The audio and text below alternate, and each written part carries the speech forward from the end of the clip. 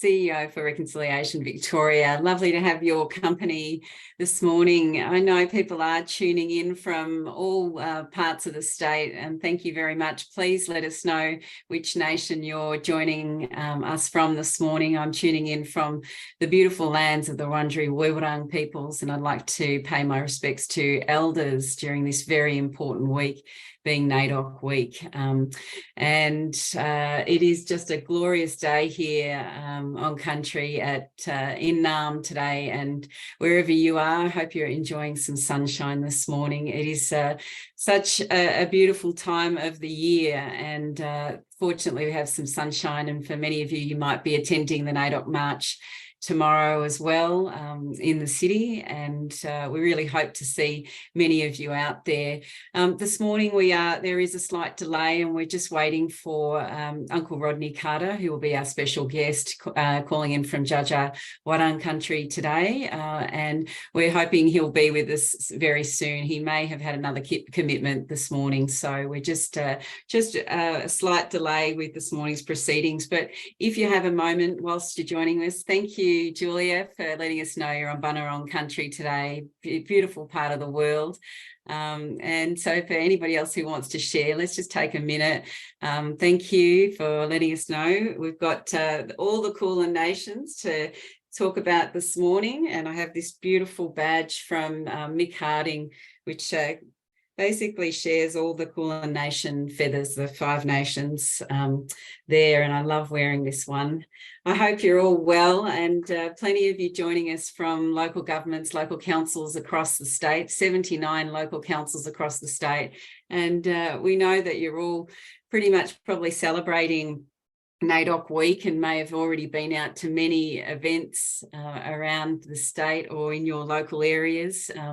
Be really great for you to share any of the highlights from your NAIDOC week. It's been just a really amazing time for many of our elders who are being recognised this very important week. So I do just really want to take a minute and just acknowledge that the continuing connection that First Peoples have across all nations, and that connection to land, to community, to country, to skies.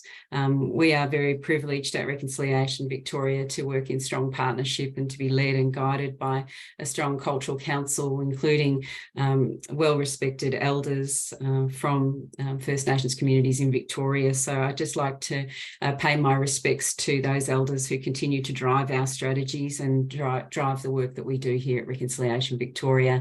Hi, Alison, all the way from Gunditj country. Lovely to have your company today, and Kim as well. Brilliant. Oh, look, it's so good to have so many people in. Travis, thank you, from Dja Dja Wurrung. We're really hoping that we have Uncle Rodney with us. I'm hoping that he'll be with us very shortly, but we might take a minute, if we can, just to sort of talk through some of the information that we'll be sharing today.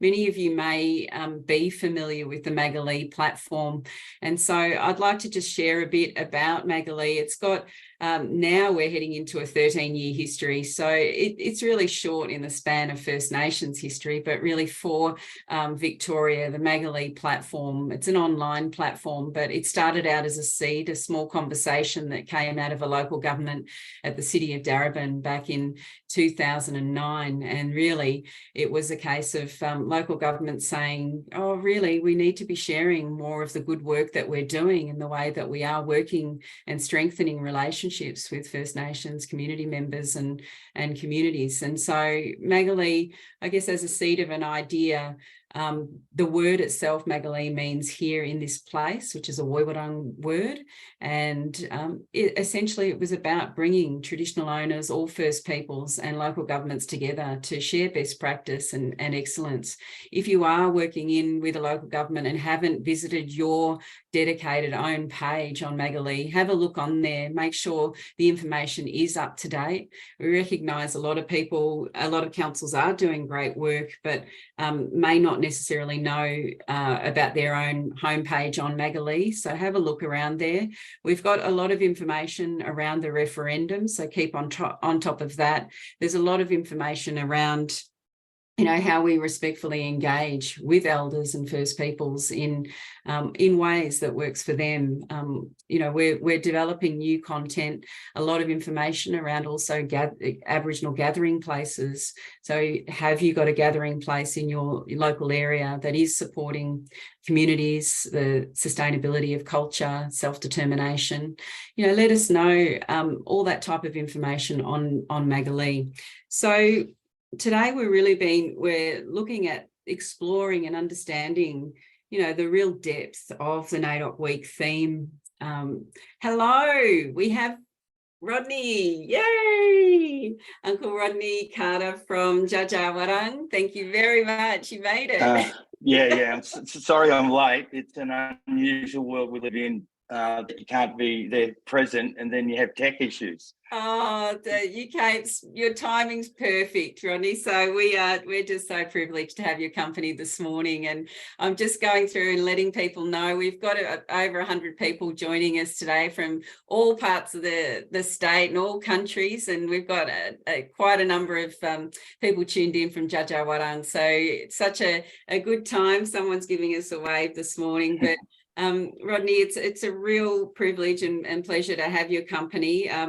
Just to give people a little bit of transparency, a couple of weeks back, we had the good fortune of meeting as part of some of the work that's being done around the Commonwealth Games 2026 wrap, and many of the local governments that are working with us and who will be tuned in today will no doubt get to learn more about the Commonwealth Games developments as they unfold. But we had the privilege of you providing us with a tour of some, amazing facilities and places in Bendigo, which have been embedded Dja Dja Wurrung culture within those buildings. And I guess this is a really important time for us today to highlight some of this great work that you've been doing. So we might jump in if we can, Uncle, and respectfully, I was just sharing with people about the importance of this year's NAIDOC theme around For Our Elders.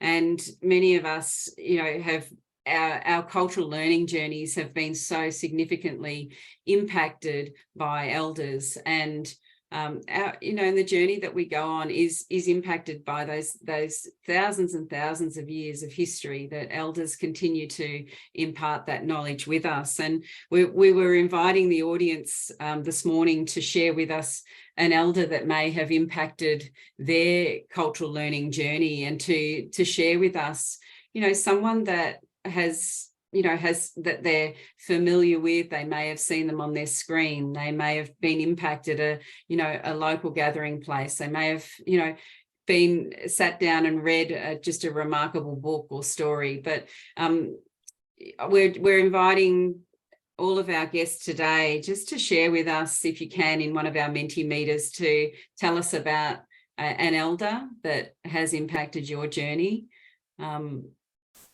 And as people are sharing who that elder might be, Uncle, I wondered if you could perhaps begin by telling us about an elder that's impacted your journey, if we could.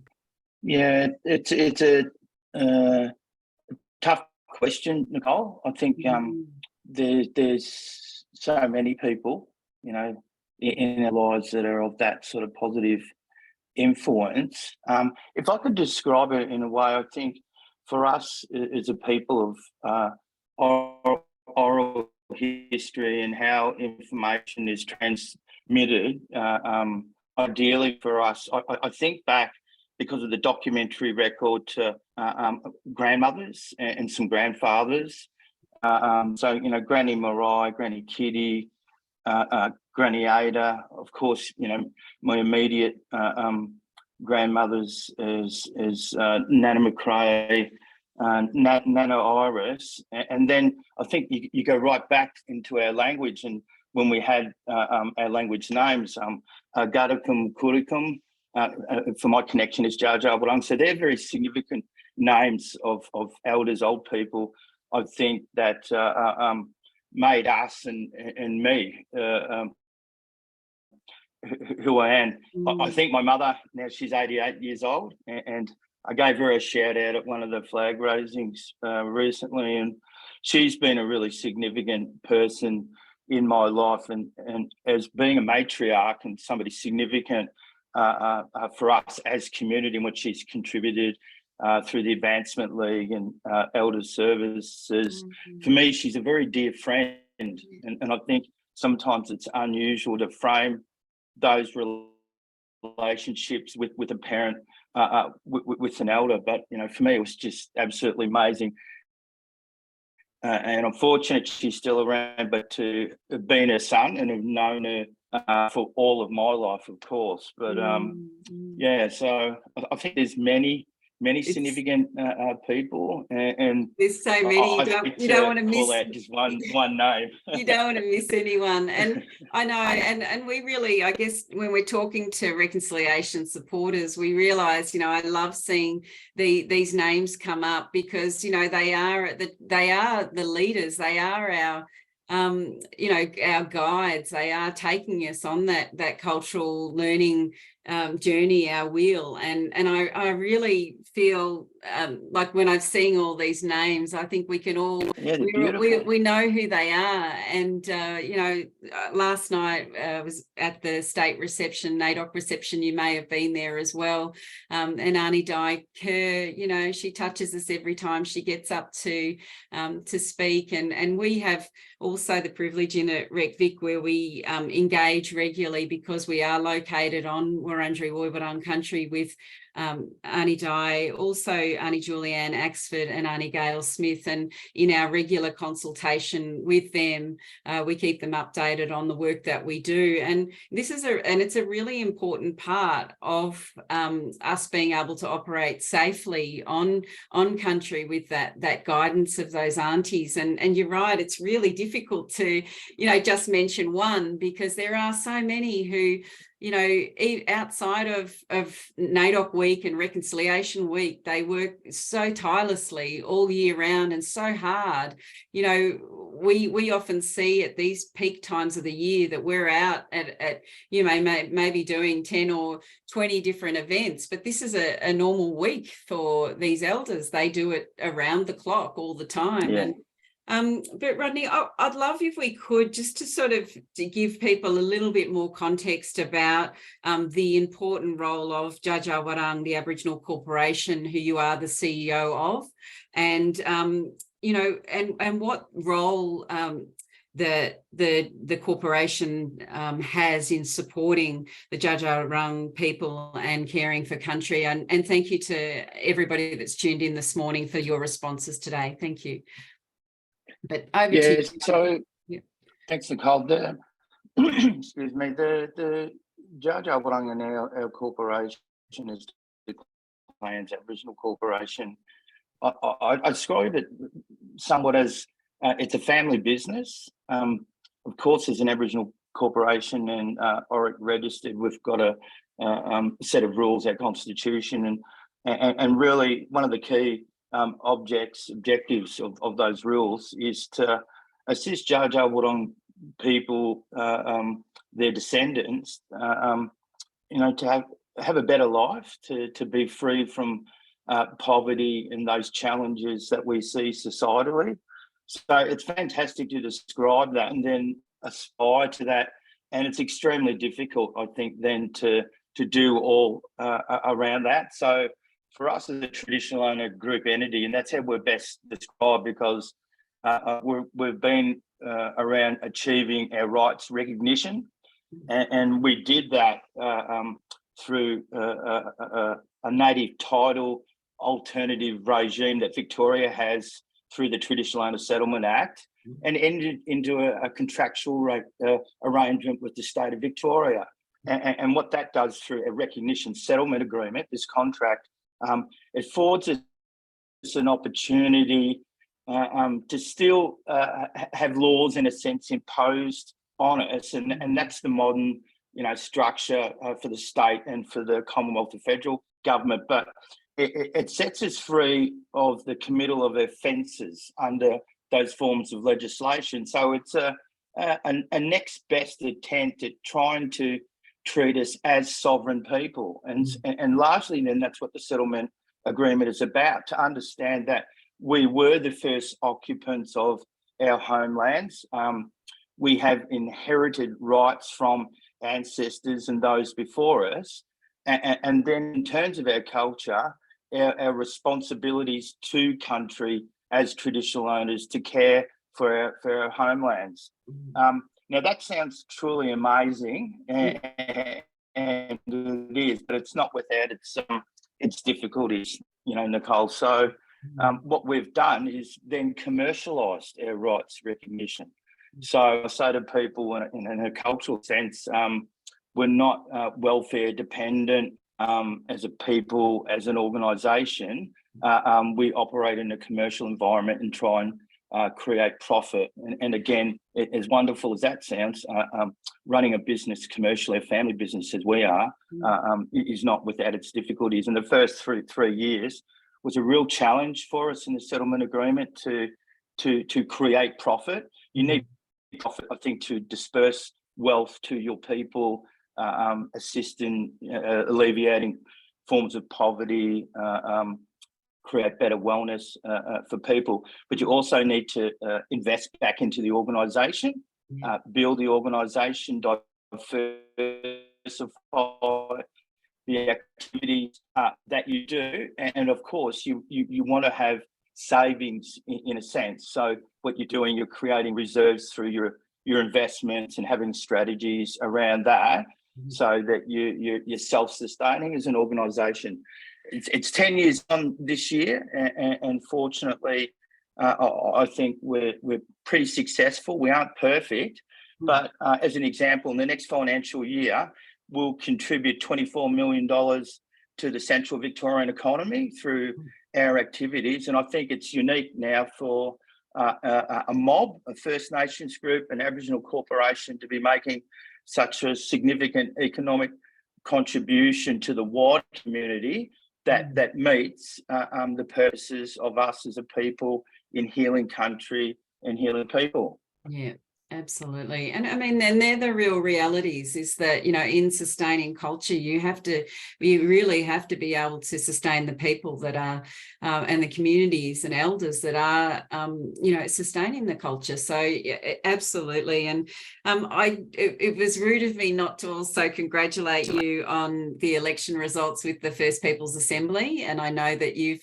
been successful in getting, securing that representative role for Dja. And so what I'd love to do is just to give people a context of the TO boundaries, I guess, that you cover, because you know, it's very easy for local governments to kind of, you know, we've kind of been plonked on top of you know, traditional owner boundaries, and many local governments that are joining us may have multiple traditional owner groups that they're working with, and it'd just be good if we could provide the audience with the context of the boundaries that Dja country covers.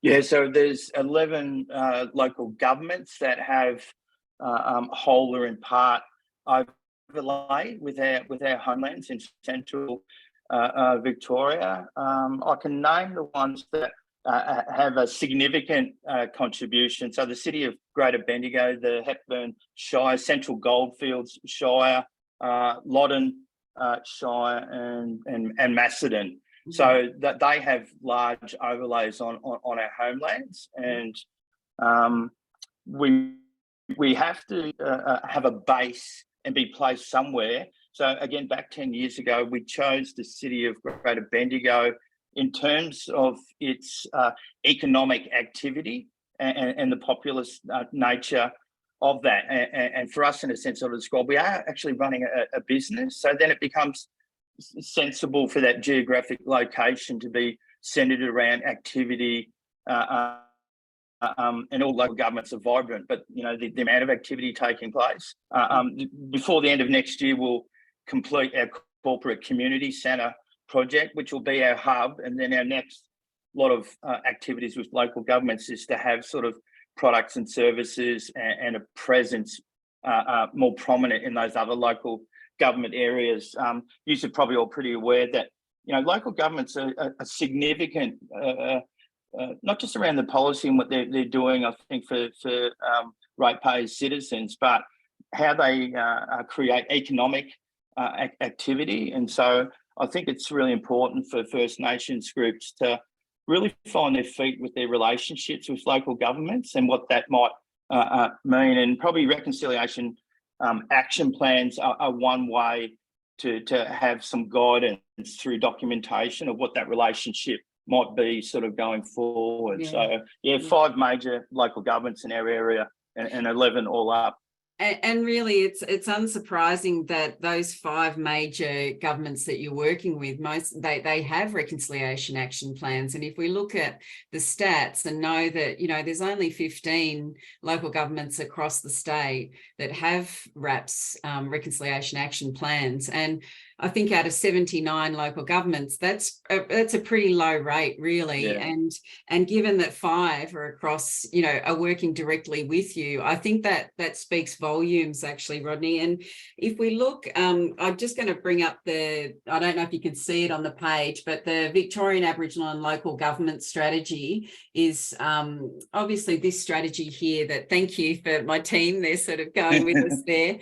But that strategy obviously has been brought forward and developed by an Aboriginal caucus, which developed that for the next 5 years. And essentially that takes us a bit beyond not necessarily beyond reconciliation action plans, but into the space and conversation about local governments developing self-determination local action plans in direct partnership and ongoing partnership with traditional owners and all First Peoples in their local government areas. And so what I guess I really want to sort of tap into, with the councils that you've been working with, Rodney, what sort of conversations have they been having around, if we are to be developing 5-year self-determination local action plans that, I guess come together with reconciliation action plans as well. What is it important? What's important for local governments to understand about what self-determination means for First Peoples in the first instance? Yeah, we've taken probably an unusual approach in the way that we look at local government. They're a form of localised representation of the people. So you think of their wards and then the election of councillors, and then they form their governance structure through the council as a body, and then require their sort of management to, deliver, on what they see through their plans, whether it's economic, strategic, urban growth, development, that sort of stuff, in some areas, agriculture. So for us as a people, it's important to be more intimate and familiar with the operations of what a local government is, and then to try and bring our culture, our creative nature to what they do proper. And what we've seen to varying degrees to success across these local government areas is them wanting to integrate, to embed our culture by design in what they do. So we've had significant achievements around new developments at galleries, art galleries, and that sort of stuff. So that becomes a form of useful vehicle as an education tool, a communicative tool, as spaces of collection and holding of material, culture and knowledge and messaging. So we've seen the galleries is something important that's administered through local governments to pay attention to. The health provisions that local governments do is also another important area for us when we communicate about broad wellness of people and significance of knowledge contributions, like the wisdom of the elders and that stuff. So we've seen a number of the health-based organisations incorporate culture, art, messaging, language, signage, and that sort of stuff. So they're 2 areas, I think, that local governments are responsible for. We've had a significant contribution. The other areas that we're really interested in is the idea of economic strategies through the local governments that, as we want to become more prosperous, to ensure how do we provide for those that are less fortunate than us and our leadership and that sort of stuff. And so it's really significant as the First Nations group to be a prominent advocate around that, because it's just not our own people that face forms of disadvantage and displacement in community. When you look at statistics around literacy and numeracy and that sort of stuff, there's still some real significant clustered areas of low achievement. And, it's really important for us as a people to be, a key leader advocate around making community more well. So trying to wrap that up, Nicole, in a sense, I think for us to be well-spoken and presented and an advocate is a really significant thing for us as a First Nations people with local government, given that council then is elected by the people. Mm-hmm. Absolutely. And I mean, you really touched on, inviting, and I think the VEL strategy does this, inviting local governments to think more broadly about, all the different service delivery points that they, deliver, from babies, all the way through to elders in our community, and all the different service delivery points about how, we thread and embed culture through that. But that really cannot be done without strong relationships and partnerships with traditional owners and First Peoples. And we absolutely know that. And I guess one of our parts of our conversation today is really to touch on, what is key to the success of the ongoing relationships that you've had with local governments. What do you find works best in terms of, those effective relationships, and to really give a little bit of advice to local councils that may not have hopped on this journey yet? Yeah, I think for a local government and the presence that they have, to be patient, I think, with their people, as we learn to, in a sense, find our feet. It can be challenging for the local government, and our mob is, and it's roughly so in some instances, but very, very trapped in the space around the poorness of our treatment as a people historically. And so that's a matter of fact, and we've got to use those historical facts, I think, to now steer us into a positive direction. So how do I reframe that history that might have been bad to drive me to be solutions orientated, to be constructive in my contributions to society, so not just for my own people. What you then see is that we're reframing a form of behaviour for us to very much become ambassadors, in a sense, of our people and our culture, and as we go forward. And that's not always easy, I think, for any of our mob and or what's expected of us as a community and our leadership. Fortunately, I think the Dja Dja Wurrung, and it's difficult, it's very much framed this idea of what is a positive constructive logic that you apply to solutions, stimulating activities as you go forward. And we were able to do that, I think, very sensibly around our creation of our country plan, which is a thematic document. It's taken us 10 years. This year we've launched a number of strategies that now describe in a deeper meaning the themes and the elements of our country plan. So we've got a number of significant sort of strategies. They've fallen very favourably with state, Commonwealth, and even local government leadership. So I think what I'm trying to say there, Nicole, is what are the really constructive solutions that will take us forward and make us better? And so early in the piece, our rights were about being acknowledged. Oh yeah, Dja Dja Wurrung got these rights. That's great, and everything's nice. Civic sort of recognition activity to us being able to show that we're a significant economic contributor, locally and regionally.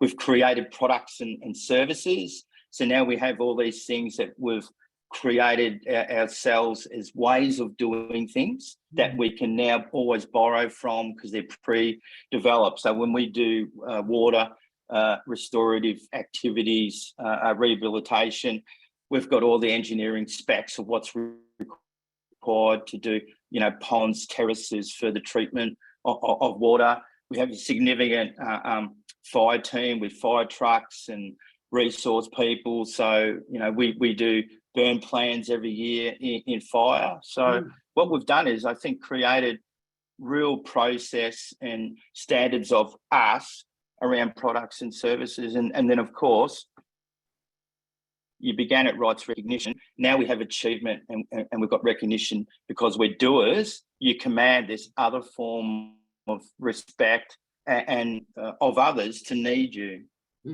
Yeah, indeed. And really, I think that creating country resources, obviously, that invitation again to local governments to say, well, read about us and what our expectations are. And that's how you develop the good relationships, by reading those important resources and understanding what our expectations and plans and aspirations are. But Uncle, I wanted to touch in on, the complexities of, I guess, multiple traditional owners across a local government area, because for many of our local governments tuned in, this will be the case. And as you talked about the, recognised settlement agreements, the RSAs, and I guess in reading those, sometimes you can see how consultation with local governments can be quite well defined.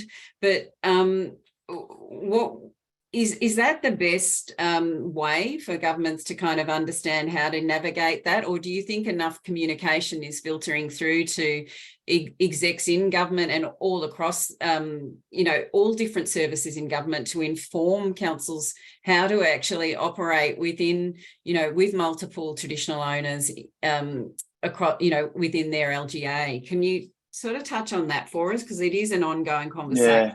Yeah. What I see, sort of, Nicole, there's the clever sort of amongst this, and the responsible, as architects and authors of documents and plans and that sort of stuff. But what I think, and we don't immediately take it for granted, but it becomes a bit for granted. Maybe others don't have that fuller understanding, comprehension of what they need to do. And so then I think to have more effective activities which in those plans and the achievement, that they can be a little bit sort of hollow. They might get celebrated. We might say, yeah, we achieved, statistically or percentage wise a good outcome, but the depth isn't there. And I think sometimes that lies in, lack of comprehension. The other side from that, and look, it is very real.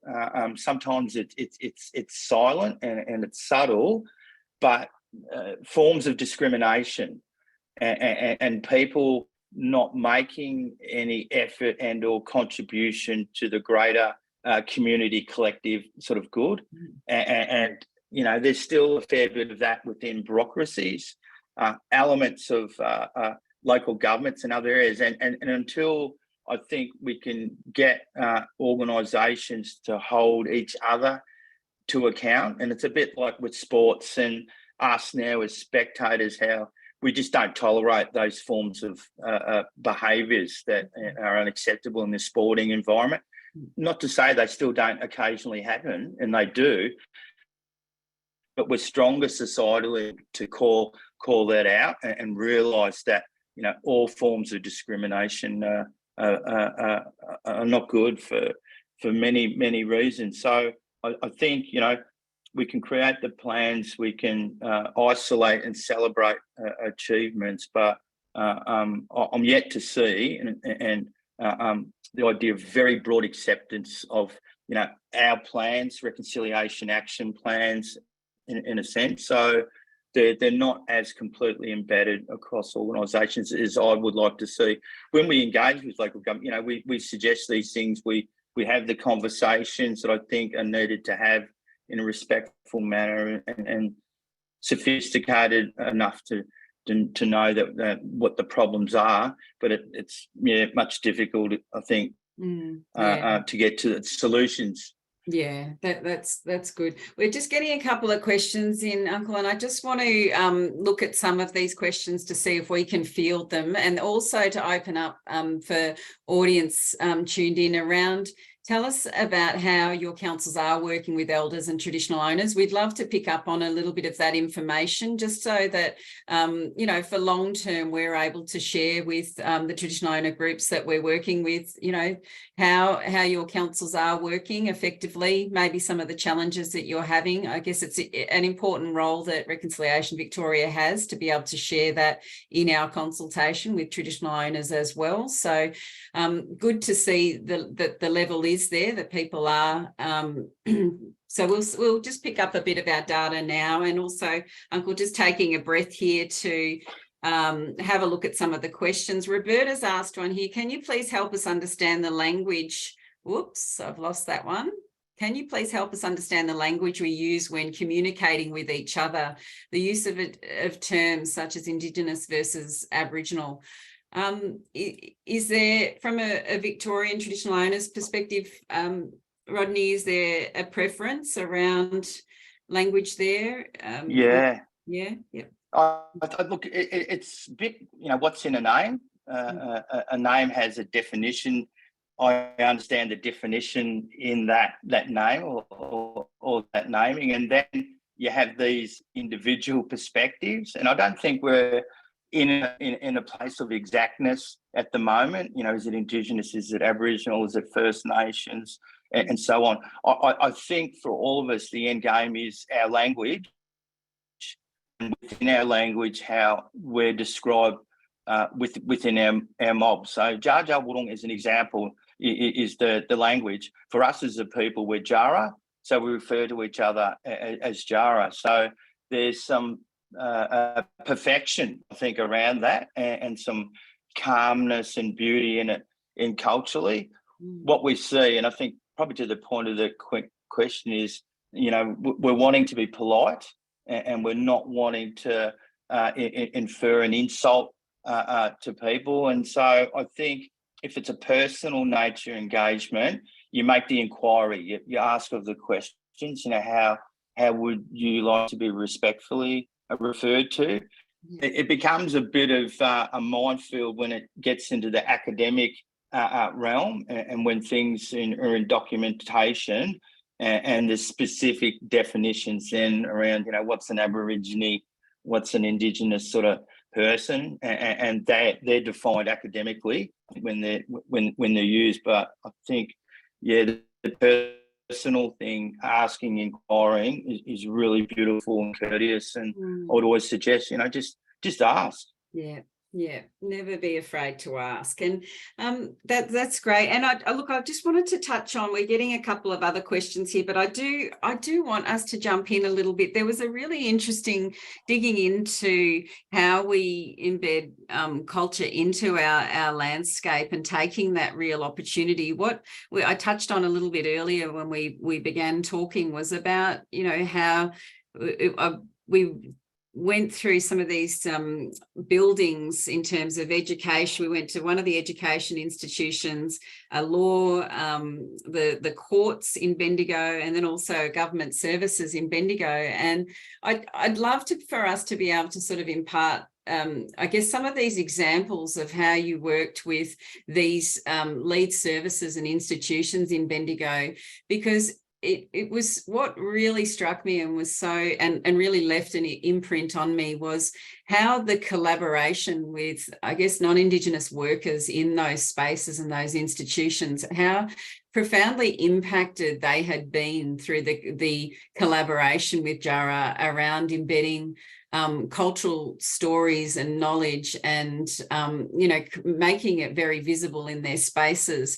Perhaps if we could start with one of the first government services you took us to. I mean, culture was it's just a brand new government service in Bendigo, and I'd love it if we could share that as an example of that work, because people everywhere and anywhere from any local government should go and see this building. It was just outstanding. So I'm going to throw it to you, and if you could sort of talk more about that, that'd be great.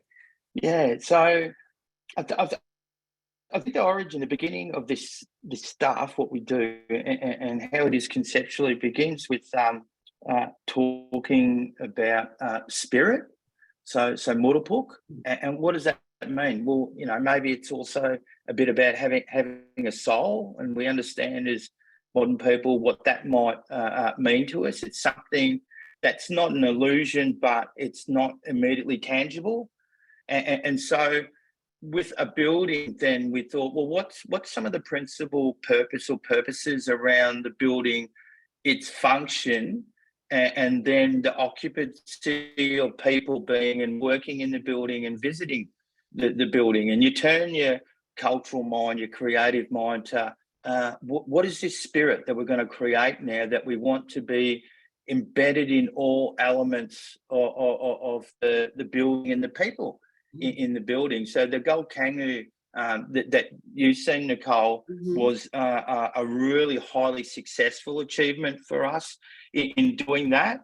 To now the people that are present in the building to have our culture all around them through textures, colours, the levels of the building to be representative of the Gulf, the trees and the forests, and at whatever level you're in that building is your positioning in the natural world as if you're around a tree, at country, to have language used as descriptions of places as meeting rooms and your journeys through the building. So what you see with the Gold Kangaroo is all of these amazing borrowings, embedding of our culture through spirit into the building. And as you're saying, like there's a massive board table where people can come together, meet, project their wisdom and knowledge to each other to make decisions sort of for community. So there's many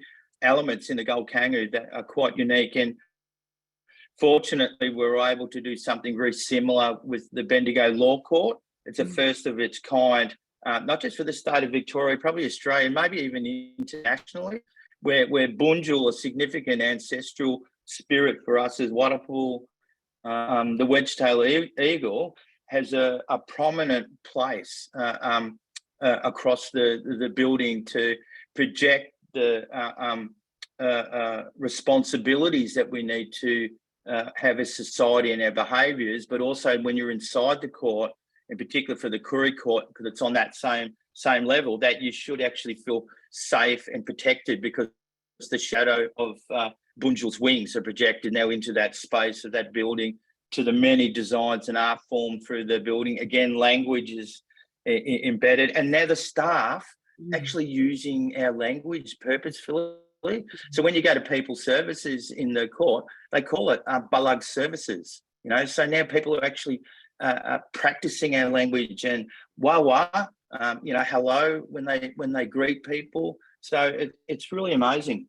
And it truly was, and I think you touched on with the courts there, just in terms of the Koori courts and the impact of having such a culturally safe environment with all of this culture being visible, but not all just in the design, but it's also, like you said, in the language, in the principles, in the way that it's being embraced by non-Indigenous workers in those spaces, and the ownership and the pride they feel in being able to impart what they've learnt, and that was what was really powerful in there. And about the Gold Kangaroo that you was talking about, that's space where truth telling had been embedded even down to the floors, where the description of them using granite and bluestone, that the impact of the colonial past to do with the mining of those,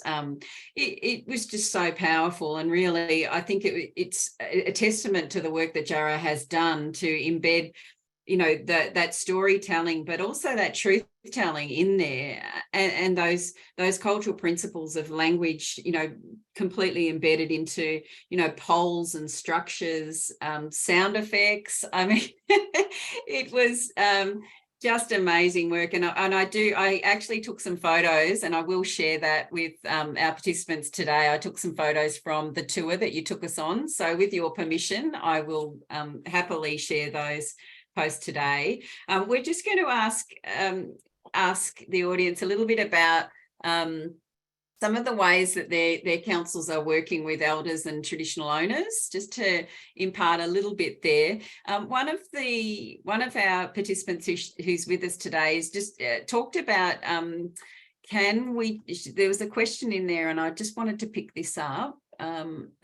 Building genuine relationships takes time, and this can be challenging when the bureaucratic environment of LGAs, local government areas, has timeframes that don't match. Can you talk about that? Because that's obviously within those, magnificent infrastructure projects that you've worked on, they would have been governed by all sorts of timelines. Did this impact the work that you did, or did you help change this, or what happened in that space?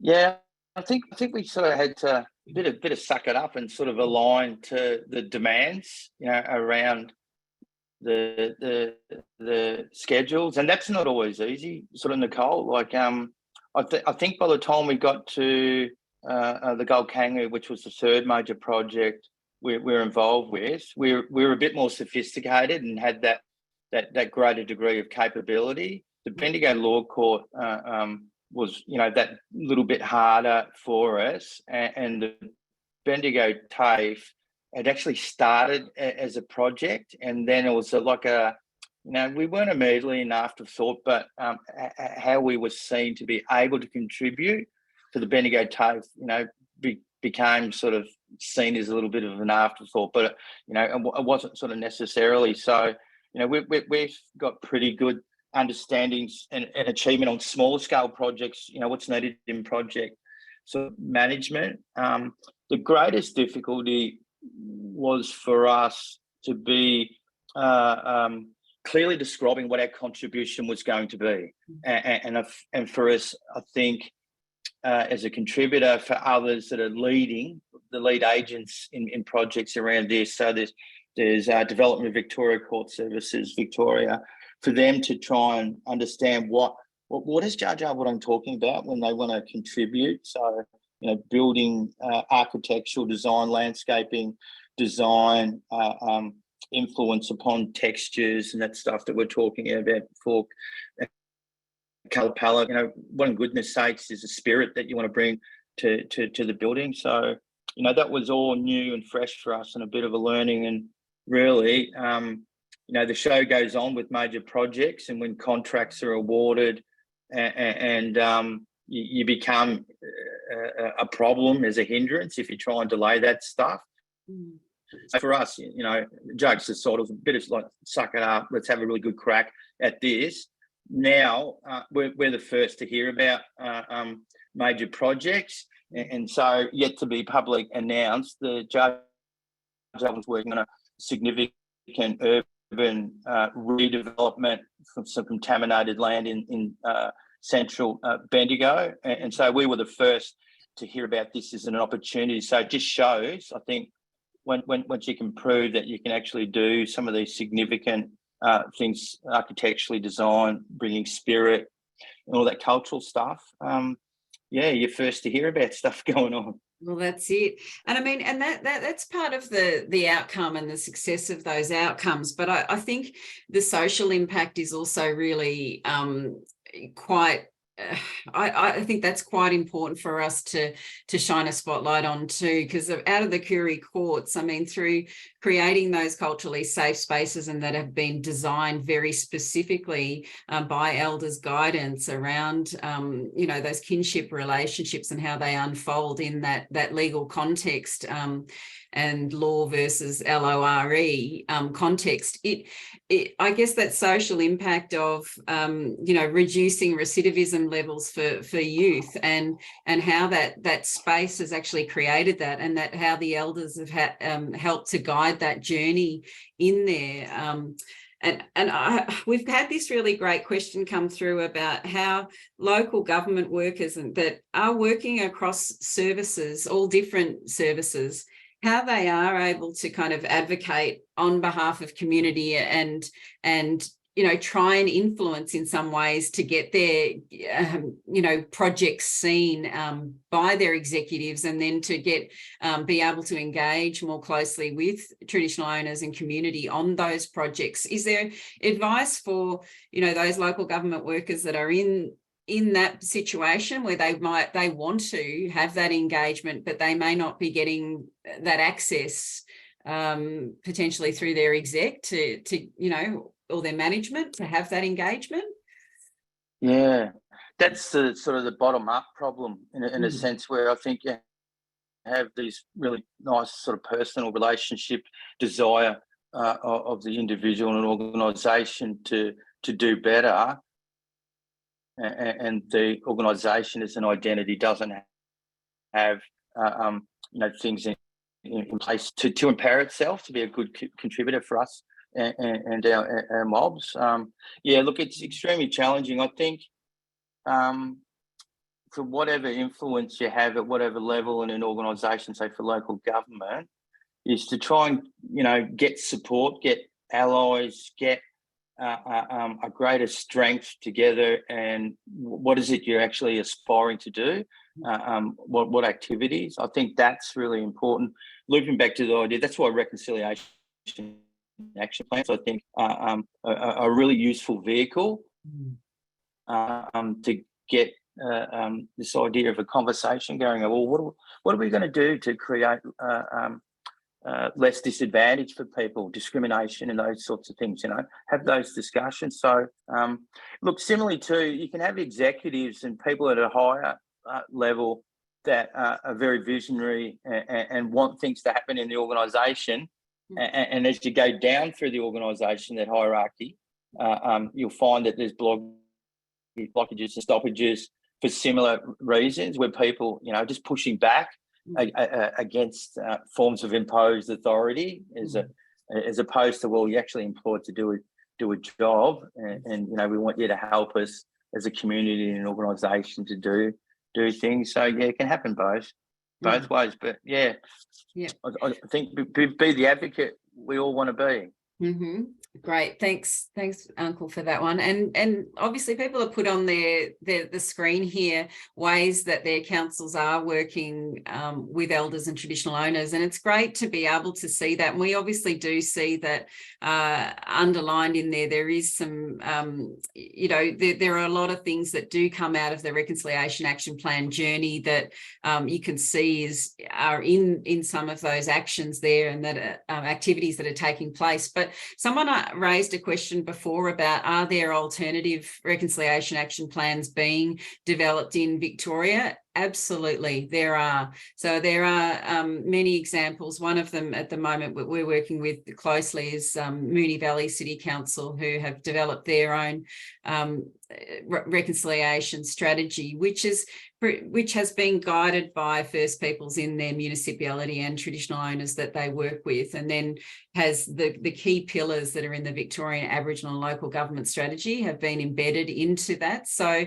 absolutely. So the 15 that I referenced before is Rec Australia's numbers, and that doesn't include some of the independent RAPs that are being developed. So there definitely is an interest from local governments telling us that those who have never got onto the Reconciliation Action Plan journey are very interested in looking at the self-determination local action plans, because they have a bit of a longer time frame as well, where we were talking about some of those restrictions of time frames with plans, that you have a longer time to foster the relationships and build those and strengthen those relationships. So we're working obviously closely with local governments on that to support that implementation of the VELGs, and we're inviting people to join us on the 25th of August at Brambark. So we'll be heading down to talk about to run a Maggolee workshop. So just to let everybody know, and Rodney, we hope to reach out to you further about that workshop as well. And we'll be having Donna Spiller joining us, who's done some work at Hepburn Shire, which is one of the councils that you obviously have worked closely with, and Donna works with you as well. So Uncle Rodney, it's just been a real pleasure having a chat to you. I'm conscious of the time today, and I know you've probably got a very busy NAIDOC end of the week to go to, and many of us have got the march. Is there anything, have you got a march happening up in up on Dja country for the rest of the week, or other activities that you want to share with us? No, we don't have a march, but unusually over the years, and it's not going to happen this year, there's been the odd protest and that sort of stuff, which is kind of cool. I think, I mean, people in a respectful manner wanted to propose things and to be publicly seen and sort of heard. But no, unfortunately, we haven't got any march this year, but our thoughts will be with everyone in Melbourne. And so, we would say to go, stand tall, be proud, be respectful and courteous to others. But for all of us, realise, it gets loosely used, the most ancient continuous culture in the world. It is an Aboriginal culture, as we've seen internationally with the COP15, which is the International Biodiversity Conference held in China and in the second part in Canada. All the experts in the world, all the experts and scientists have said, we can't keep doing things environmentally, societally, with agriculture, without the involvement of First Nations people. So more importantly than ever, I think we set aside forms of misconceptions and views of Indigenous people, and we work really hard as a community, all of us, to respect people and see the value in culture like we've never been able to see for us in the last 200 years. So happy NAIDOC week, everyone. No, thank you, Uncle, and we wish you all the best. And I think that a survey just came out, the results from Western Sydney, which has shown that the age group from 12 to 18 in schools are saying we want to hear the real history of Australia, and we want to hear that from First Nations people and First Nations educators, and that's their preference, is to hear about First Nations history and refugees. And that's just come out, that survey, and I think the elders will be so happy to know that's the page turning for us here in this country. And we really appreciate your time, Uncle. Thank you so much, and we'll hope to see you on our travels a bit more. Duma, thank you. Batak, take care. Okay, bless. All right, thank you, everybody. Have a lovely NAIDOC. Thank you for joining us. We'll share photos, and we hope to see you next time. Tune in on maggolee.com.au for more information about how we're travelling and where we're travelling. Have a great Thursday. Enjoy this sunshine wherever you are, and much love. Bye.